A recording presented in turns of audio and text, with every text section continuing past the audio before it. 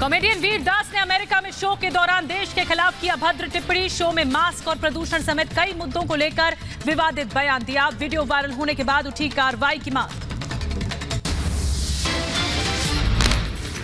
Viral video पर घिरे वीर दास के खिलाफ दिल्ली के तिलक मार्ग थाने में आदित्य झा नाम के शख्स ने शिकायत दी है, तो वहीं मुंबई में एडवोकेट आशुतोष दुबे ने शिकायत दर्ज कराई है। भारत की महिलाओं का जिस तरीके से इन्होंने बेइज्जती की है, मुझे लगता है कि वीरदास ने भारत की गरिमा को विदेशी प्लेटफॉर्म पे जाके गिराया है। देश विरोधियों को कांग्रेस का समर्थन। शशि थरूर और कपिल सिब्बल ने वीरदास के समर्थन में किया ट्वीट। लिखा, जाहिर तौर पर दो भारत हैं, हम भारतीय के तौर पर इसे दुनिया को बताना नहीं चाहते, हम असहिष्णु और पाखंडी हैं। अभिनेत्री कंगना रनौत ने वीरदास पर साधा निशाना। सोशल मीडिया पर पोस्ट करके लिखा, पूरी जाति को टारगेट करने वाला ऐसा रचनात्मक कार्य आतंकवाद से कम नहीं। कंगना ने दास के खिलाफ की कार्रवाई की मांग। वीरदास के देश विरोधी बोल पर बीजेपी नेता अमित मालवीय ने साधा कांग्रेस पर निशाना। कहा, क्या कांग्रेस ने ऐसे लोगों को दिया देश को अपमानित करने का ठेका। वीरदास के देश विरोधी बोल पर फिल्मकार अशोक पंडित ने की कार्रवाई की मांग। कहा, देश विरोधी कानून के तहत हो कार्रवाई। कॉमेडियन वीरदास के देश विरोधी बोल पर राजू श्रीवास्तव का बयान। कहा, विदेश में जाकर की देश की बेइज्जती, किसी को नहीं है ये अधिकार।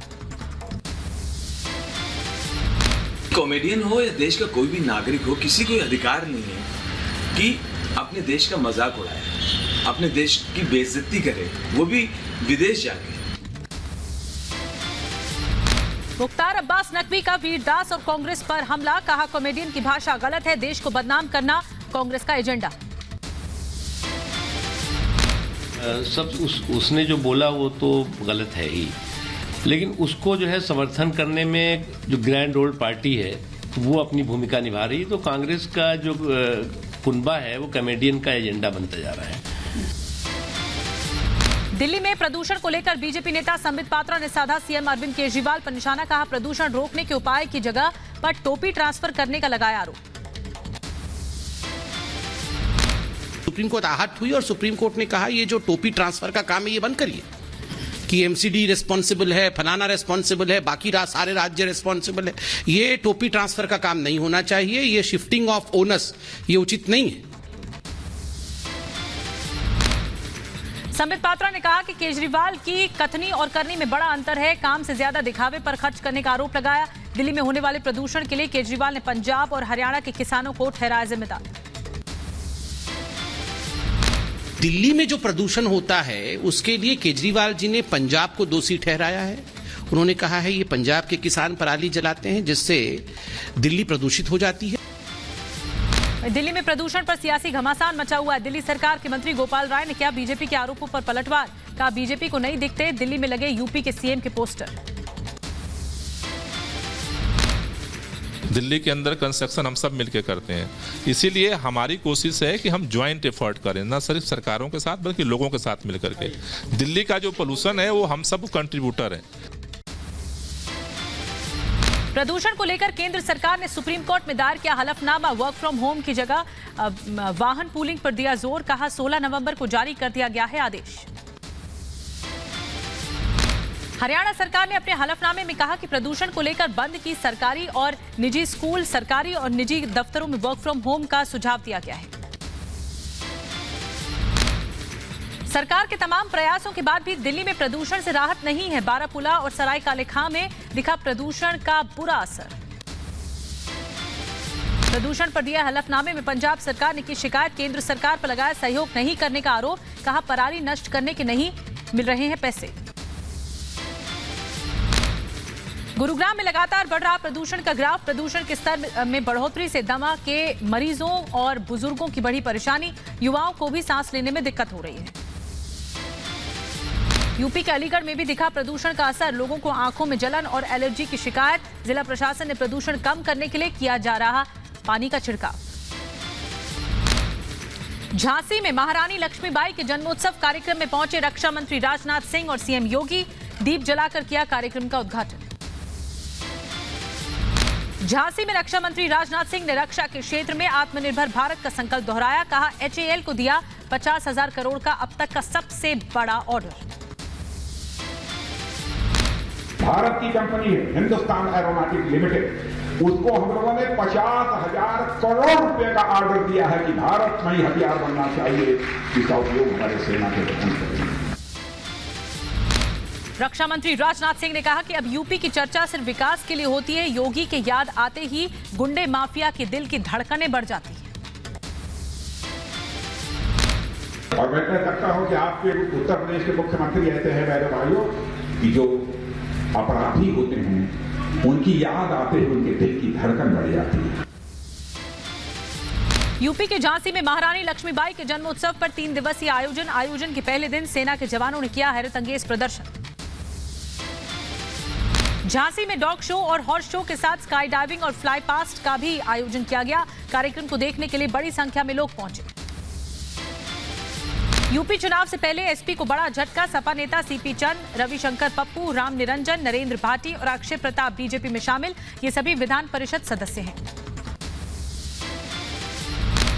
वहीं बीजेपी प्रदेश अध्यक्ष स्वतंत्र देव ने अखिलेश यादव पर कसा तंज। कहा, आज अखिलेश यादव को नींद नहीं आएगी।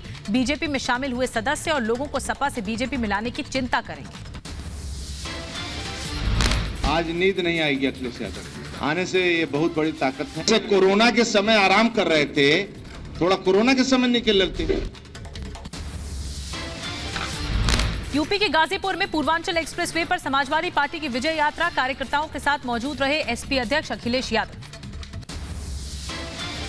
यूपी के गाजीपुर पहुंचे अखिलेश यादव ने पूर्वांचल एक्सप्रेसवे को लेकर साधा बीजेपी पर निशाना।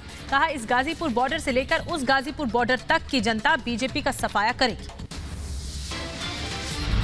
भारतीय जनता पार्टी का इस गाजीपुर बॉर्डर से लेकर के उस गाजीपुर बॉर्डर तक सफाया करने का काम करेंगे। दिल्ली में बीजेपी अध्यक्ष जेपी नड्डा का कांग्रेस पर करारा हमला। कहा, कांग्रेस ने हमेशा बांटने का काम किया है, एहसान जताकर वोट मांगती है कांग्रेस। कांग्रेस ने अपने 70 साल में क्या किया? बांटते चले गए, बांटते चले गए, बांटते चले गए और चुनाव के दौरान एहसान जता करके वोट लेते रहे। यूपी चुनाव की रणनीति तैयार करने में जुटी बीजेपी। 22 नवंबर से 2 दिवसीय यूपी दौरे पर रहेंगे बीजेपी अध्यक्ष जेपी नड्डा। चुनाव को लेकर कार्यकर्ताओं के साथ मंथन होगा। गोवा पहुंचे अरविंद केजरीवाल ने टैक्सी वालों को दिलाया बड़ा भरोसा। कहा, आपकी सरकार बनी तो बनाएं कॉरपोरेशन जिसमें 1 से 3 अधिकारियों के साथ टैक्सी वाले होंगे शामिल। जम्मू कश्मीर में अपने समर्थकों के इस्तीफे पर गुलाम नबी आजाद का बयान। कहा, मुझे नहीं है इस्तीफे की जानकारी। जो आपके राइट हैंड है सुरोडिया साहब है, नरेश गुप्ता जी, विकास और भी कई लीडर हैं, उन्हें जो है पार्टी से रिजाइन किया है ओहदे से। मुझे उसके बारे में कोई जानकारी।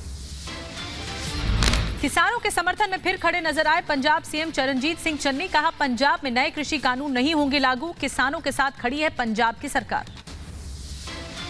चंडीगढ़ में सरकार और किसानों की बैठक के दौरान पंजाब भवन के बाहर कंप्यूटर शिक्षकों का प्रदर्शन। शिक्षकों की मांग विभाग में लिया जाए वापस।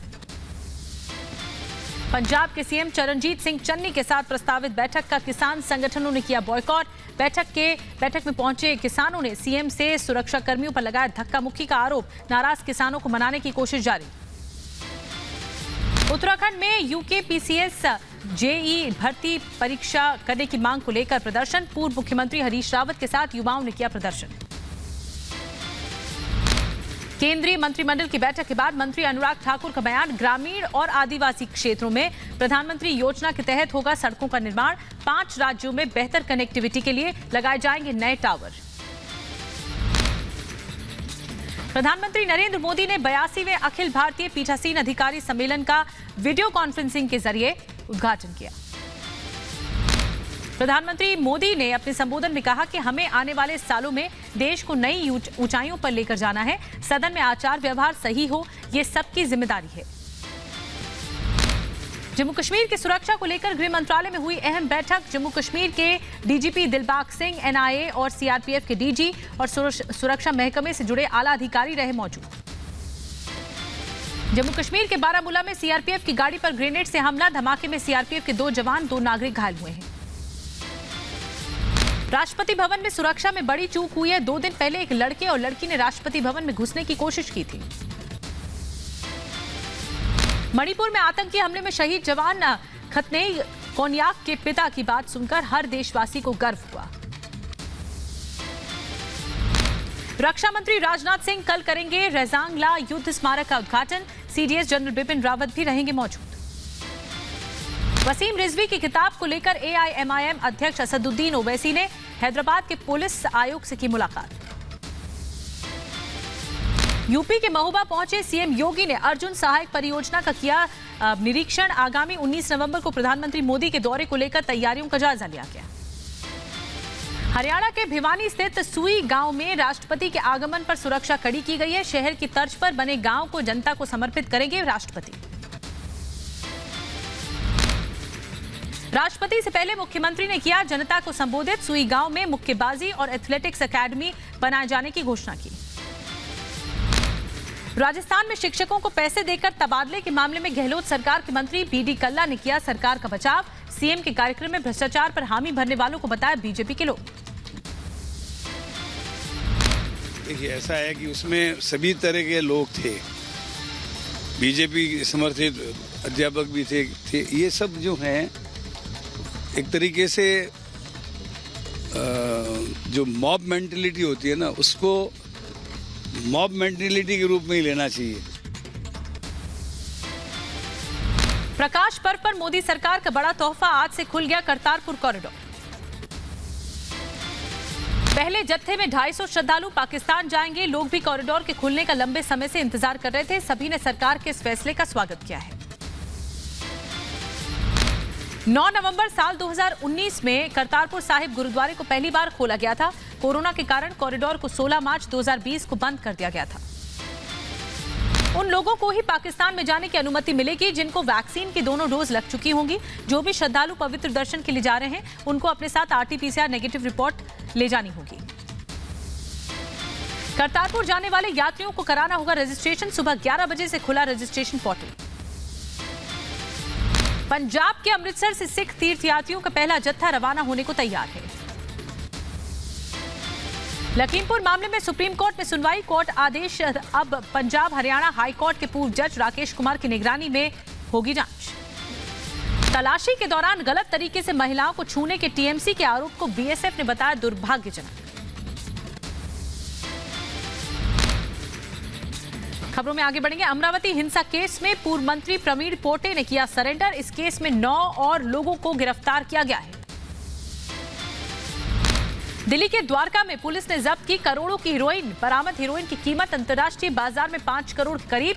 नाइजीरियाई शख्स चला रहा था ये ड्रग्स रैकेट।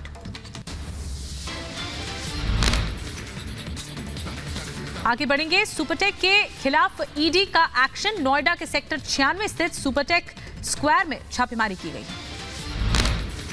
यूपी के फिरोजाबाद में बदमाशों से परेशान दुकानदार ने दुकान के बाहर पोस्टर लगाकर लिखा परिवार को जान का खतरा है। कहा फ्री में कपड़े नहीं देने पर बदमाशों ने परिवार समेत जान से मारने की धमकी दी। यूपी के संभल में स्वास्थ्य विभाग की लापरवाही पर एक्शन। बिना डॉक्टर के पोस्टमार्टम के मामले में सरकारी डॉक्टरों सहित 4 के खिलाफ एफआईआर दर्ज।